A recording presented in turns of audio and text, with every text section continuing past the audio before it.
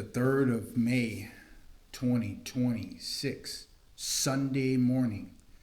We are in chapter 6, the Buddhist path and its practice, from the perspective of the Theravada tradition.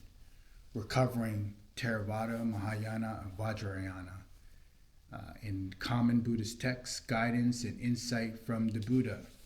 Chief editor of this book, Dr. Pratmaha Dhamma Kosachan. We're in chapter 6 of ethical discipline, meditation, and wisdom. The spiritual defilements such as greed, hatred, and delusion exists at 3 levels as expressed in overt actions of body or speech, inactive lines of thought or conscious states of mind, and as currently unexpressed underlying tendencies and intoxicating inclinations in the depths of the mind. The Buddhist path needs to address all 3 levels. Sila, ethical discipline, restrains unwholesome bodily and verbally action. Samadhi, concentration, trains the mind so that it is to undermine unwholesome states and cultivate wholesome ones. Panya, wisdom, aided by concentration and calm, can come to dig out the roots of the underlying tendency and intoxicating inclinations of hatred, greed, and delusion. Ethical discipline as the basis for the rest of the path. You see, Ananta, wholesome ethical discipline has freedom from regret as purpose and benefit. Freedom from regret has gladness. Gladness has joy. Joy has tranquility. Tranquility has happiness. Happiness has meditative concentration. Meditation concentration has seeing things as they really are. Seeing things as they really are has turning away and non-attachment. Turning away and non-attachment having release by knowing and seeing as their purpose and benefit. So you see, Ananta, wholesome ethical discipline leads gradually up to the summit. This can be cited in the Anna Samsa Sutra, Anguttara Nikaya, Volume 2. The unfolding of the gradual path in the 3 trainings. Ditso Sikha. This passage focuses on the gradual stages of spiritual training as regard to ethical discipline and concentration as the basis for wisdom. A Hindu Brahmin says that there is a gradual process up to the staircase, and in the training of the Hindu Brahmins, archers, and accountants, then they ask Gautama Buddha, "Venerable Sir, is it possible to find in the same way a gradual training of a gradual course of actions and a gradual path in the righteous Dhamma and discipline too?" Gautama Buddha replies, "Hindu Brahmin, it is possible to find in the Dhamma and discipline too, the gradual training, a gradual course of actions and a gradual way of practice. A clever trainer of horses, having obtained a young thoroughbred for training, would first train it in with a bit of the bridle and would then give it further subsequent training. In the same manner, the Tathagata would obtain a person amenable to restraint, discipline him in first the following manner. Come, Bhikkhu monk, be of good practice and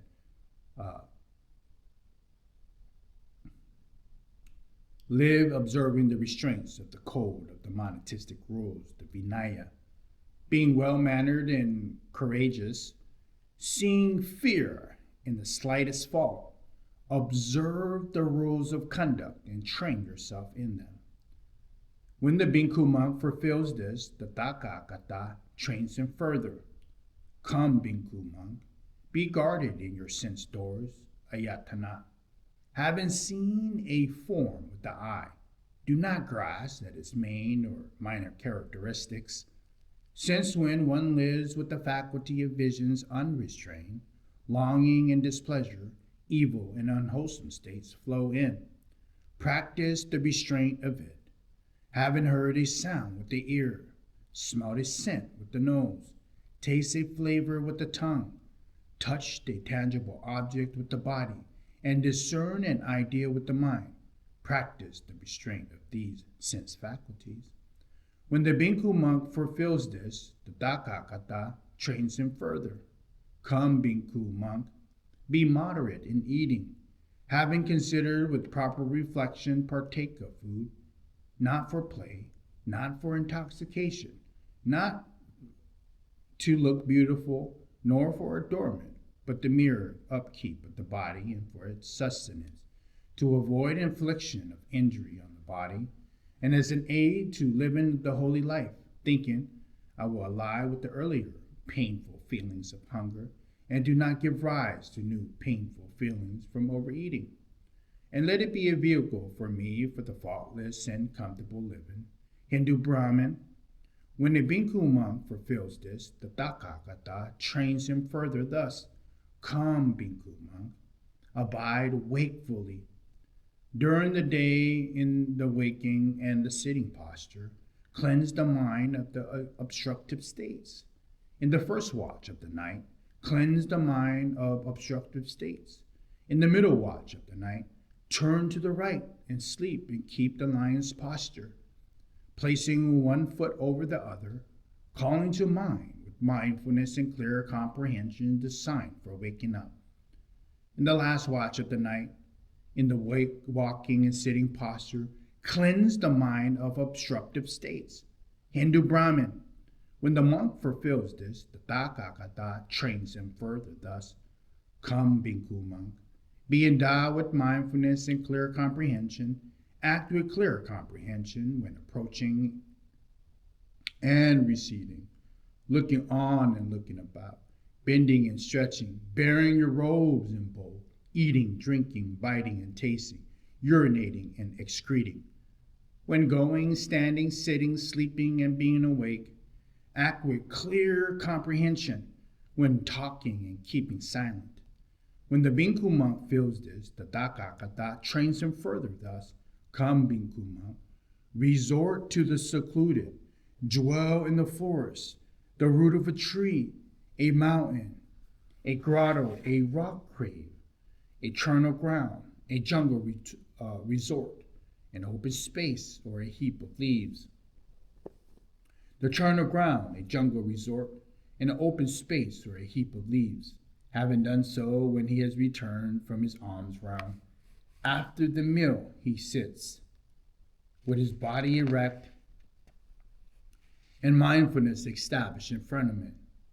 The passage goes on to describing overcoming the 5 hindrances to concentrative calm, samatha, attaining in turn the 4 meditative absorption, jhanas, much as in the passage then says that some disciples go on to attain the final goal, while some do not, just as some people can successfully follow directions to a destination and some not. This can be cited in the Ganaka Moggallana Sutra, Majjhima Nikaya, Volume 3, 1 through 3. As we move to the Noble Eightfold Path, the middle way of practice, Majjhima Patipata, the classical path of the ancient and Theravada Buddhism, the southern perspective, is the Eightfold Path that leads to the end of what is painful. As seen in the opening passage, is the middle way that avoids both the pursuit of sensual pleasures and also the harsh self-torture that can be found among ascetics. It is a moderate way of restraining attachment to sensual pleasures, whether a monistic or a layperson. The factors of the Noble Eightfold Path. This passage explains that the path factors, there are not so much steps on the path as factors that all need to be assembled and then develop to a sufficient degree for the path to do its work. And what Bhikkhu monks is samatiti, right view, understanding of the painful, dukkha, understanding the origination of the painful, dukkha, understanding the cessation of the painful, dukkha, understanding of the way going to the cessation of the painful, nirodha.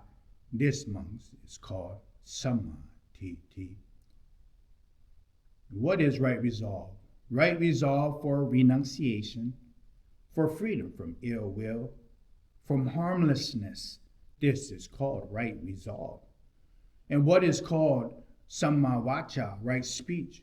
Abstaining from lying, from divisive speech, from harsh speech, from idle chatter. This is called sammavaca, right speech. And what is right action? Abstaining from taking life, from taking what is not given, from misconduct with respect to sensual pleasure. This is called right action. What is right livelihood? Here is the disciple of the Noble One, having abandoned dishonest livelihood, keeps his life going with right livelihood. This is called right livelihood. And what is right effort?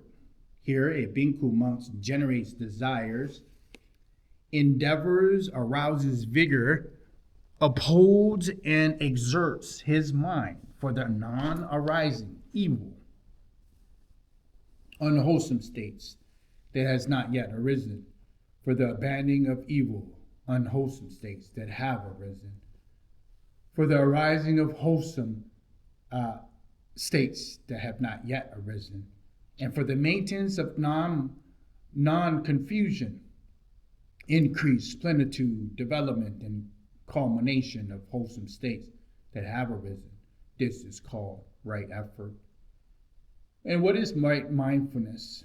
Here, a Bhikkhu monk abides in respect of the body, reflectively observing the body, possessive effort, clearly comprehending and mindful, removing intense desire for and unhappiness with the world. He abides in respects of feelings, reflectively observing feelings, possessive effort in respect of the mind, reflectively observing the mind, possessive effort in respects of reality patterns. Reflectively observing reality patterns, possessive effort. This is called right mindfulness. And what is right meditative concentration? Here, a Bhikkhu monk, quiet, withdrawn from sensual desires, withdrawn from unwholesome states of mind, enters and remains in the first meditation of absorption, jhana.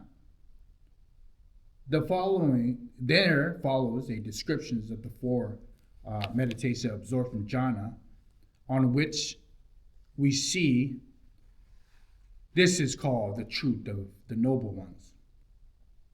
This is the way leading to the cessation of the painful.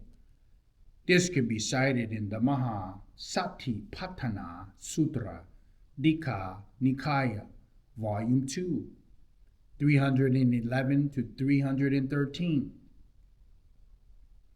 The two levels of the path. This passage makes clear that the path has a preliminary, preparatory form in which samatiti, right view, is belief in karma, the state of law of causality, and rebirth, samsara, as the fully noble form in which samatiti, right view, is panya, wisdom, implicitly right view as the four truths, as the previous passage. Samatiti, I say, is twofold. There is a right view that has intoxicating inclinations, partaking of karmic benefits, ripening on the side of inclinations, partaking of karmic benefits, ripening at the side of attachment. And here is right view that is noble, without intoxicating inclinations, real transcendent, a factor on the path. And what Bhikkhu monks is right view? that has intoxicating inclination. It is the belief. There is a gift. There is an offering. There is a self-sacrifice. There follows the precise opposite of the wrong view, micha titi, described in the passage. That denies the value of giving and good action, that these have karmic effects leading to good rebirth, which can be known about by a wise meditator. What is right view that is noble? Wisdom, the faculty of wisdom, the power of wisdom, the investigation of qualities factor of awakening. The right view path factor of one who, developing the noble path, is the noble mind, of a mind without intoxicating inclination, endowed with the noble path. This can be cited in the Maha Sakha Sutra, Majjhima Nikaya, Volume 3, 72. The path factors and the three trainings, the Ditso Sikha. This passage aligns with the path factors as part of the three trainings. These trainings are precise at the ordinary level, broadly in order: ethical discipline, samadhi, and wisdom. When this practice breaks through to its noble level of path at the time of deep insight, it is the noble wisdom that comes first, triggering noble ethical discipline and noble concentration. Having experienced the noble path, the person becomes a noble disciple, Dakinaya Bugala, one worthy of reference. Among these, a Sotapanna, a stream enterer having perfected ethical discipline, a non-returner, having protective meditation concentration, and an Aryat, having perfected wisdom. This can be cited in the Anguttara Nikaya, Volume 1, 231 to 232. Right speech, right action, right livelihood. These are the states included in the ethical discipline group. Right effort, right mindfulness, and right concentration. These are the states included in the concentration group. Right view and right resolve. These are states included in the wisdom group. This can be cited in the Kula Vetala Sutra, Majjhima Nikaya, Volume 1, 301.